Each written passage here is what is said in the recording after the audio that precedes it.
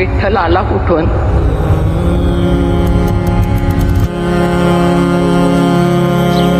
कानडावो विठ्ठलू कर्नाटको. कर्नाटकातनं आला, महाराष्ट्रामध्ये स्थिर झाला आणि आजही वारीसाठी जी मंडळी येतात ती नुसती मराठी मंडळी नसतात. महाराष्ट्र, कर्नाटक, तेलंगणापासून ही सगळी मंडळी विठ्ठलाकडे येत असतात.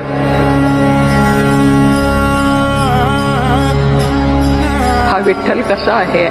मराठी माणसासारखा साधा आहे, कष्टकरी माणसासारखा. कांबळ खांदी वाहन पायी, डोईस मुंडासे, श्यामल रंगी सान रूपते, साधेपण भासे.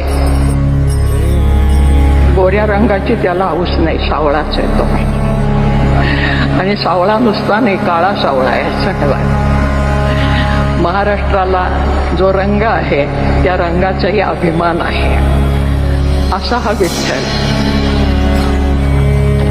हे आमचं आराध्य दैवत आहे महाराष्ट्राचं आणि हे आमच्या उदार संस्कृतीचं प्रतीक आहे.